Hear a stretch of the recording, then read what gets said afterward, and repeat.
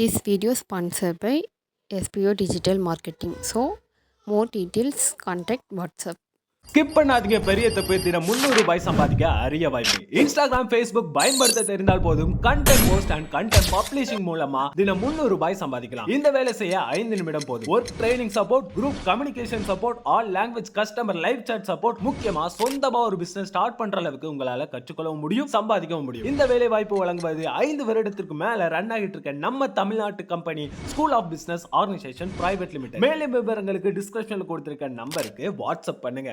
இந்த தொக்கை கொஞ்சமாக எடுத்து சூடான சாதத்தில் போட்டு நல்லா பிசைஞ்சு சாப்பிடும் போது ரொம்பவே அட்டகாசமாக இருக்கும். இந்த தொக்கு வாரத்துக்கு ஒரு வாட்டியாவது செஞ்சு சாப்பிட்டு பாருங்க. முடிக்கு ரொம்ப ரொம்ப நல்லது. அதே போல் உடம்புக்கும் ரொம்ப ஆரோக்கியமானது. இப்போ ஒரு பேன் வச்சுக்கலாமா? பேன் சூடானதும் 1 டேபிள் ஸ்பூன் மல்லி சேர்த்துக்கலாம். இது கூடவே 1 டீஸ்பூன் அளவுக்கு கடுகு சேர்த்துலாம். 1 டீஸ்பூன் அளவுக்கு வெந்தயம் சேர்த்துலாம்.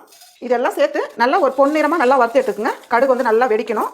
அதே போல் வெந்தயமும் நல்லா செவந்து வரணும். அப்போ தான் அதோட வாசனை ரொம்ப நல்லா இருக்கும். அடுப்பு தீ வந்து குறைச்சி வச்சுடுங்க. டக்குன்னு கருகிடும். கைவிடாமல் நல்லா கலந்துக்கிட்டே இருங்க. பாருங்க, இந்த அளவுக்கு வந்து செவந்து வரணும். கடுகு வந்து நல்லா வெடிக்குது பாருங்க. இப்போ வந்து இது ஒரு பிளேட்ல நம்ம மாத்திக்கலாம். நான் வந்து 2 கைப்பிடி அளவுக்கு கருவேப்பிலை எடுத்துருக்கேன். நல்லா ஃப்ரெஷ்ஷான கருவேப்பிலை எடுத்துக்கங்க. கழுவிட்டு தண்ணி சுத்தமா இருக்கக்கூடாது. அந்த அளவுக்கு ஃபேன் காத்திலே நல்லா ஆற வச்சு எடுத்துக்கங்க. ஒரு காட்டன் துணி வச்சு நல்லா அப்படி நல்லா தொடச்சி எடுத்துருங்க. இப்போ இது வந்து ஒரு பிளேட்ல நம்ம உருவி எடுத்து வச்சுக்கலாம். இருக்கிற கருவேப்பிலை எல்லாம் இதே போல உருவி எடுத்து வச்சிருங்க. ஈரப்பதமே இருக்கக்கூடாதுமா. பாருங்க, இந்த அளவுக்கு நல்லா உருவி எடுத்துக்கங்க. அதே கடாயில 1 டேபிள் ஸ்பூன் அளவுக்கு நல்லெண்ணெய் எடுத்துக்கங்க. இது கூடவே நம்ம கருவேப்பிலை சேர்க்கலாம். கருவேப்பிலை சேர்த்துட்டு மீடியமான தீயில வச்சு நல்லா இதை வதக்கி எடுத்துக்கலாம். இந்த அளவுக்கு வதக்கி எடுத்துக்கங்க.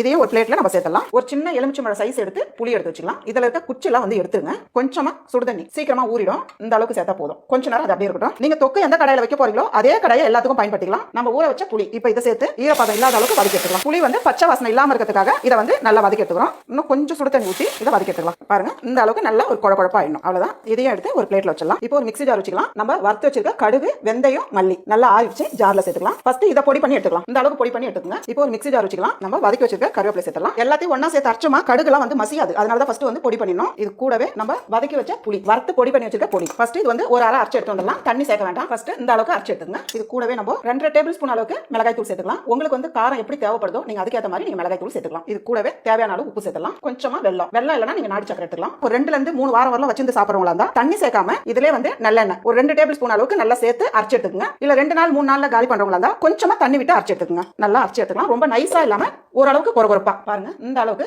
மசிஞ்சா போதும். இப்போ அதே கடாய் வச்சுக்கலாம். நம்ம வந்து புளி வதக்குனதுனால கரை பட்டிருக்கும். அந்த கரை வந்து உடனே நீங்க கழுவுனீங்கன்னா சீக்கிரமா அழகா போயிடும். 3/4 கப் அளவுக்கு நல்லெண்ணெய் எடுத்துக்கலாம். இதுக்கு வந்து நல்லெண்ணெய் வந்து கொஞ்சம் அதிகமா தேவைப்படுமா. எண்ணெய் சூடானதும் 1 டீஸ்பூன் அளவுக்கு கடலைப்பருப்பு, 1 டீஸ்பூன் அளவுக்கு உளுந்தம் பருப்பு. இப்போ இது ரெண்டும் சேர்த்துட்டு நல்லா செவந்து வந்துட்டோம்.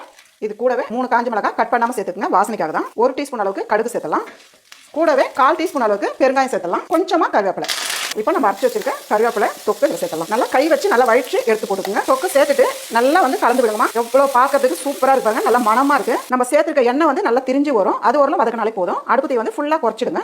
பாருங்க, எவ்வளோ வழவழப்பா இருக்கு பாருங்க. இதை கூட ரெடி பண்ணி நம்ம ஸ்டோர் பண்ணி வச்சுட்டோமா, இது வந்து ஒரு 2 வாரத்துக்கு கூட நம்ம அப்படியே வச்சுக்கலாம். அவ்வளோதாம்மா, நல்ல ஒரு டேஸ்டான கருவேப்பிலை தொக்கு ரெடி. இதை போல நீங்க வந்து ஒரு கண்ணாடி பாட்டில் நம்ம ஸ்டோர் பண்ணி வச்சுட்டோமா 2 வாரத்துல இருந்து 3 வாரம் வரலாம் ஒண்ணுமே ஆகாது. அப்படியே இருக்கும். நீங்க வந்து அதிகமாக செய்யறவங்களா இருந்தா கண்ணாடி பாட்டில் வந்து கொஞ்சம் பெருசா எடுத்துக்கங்க.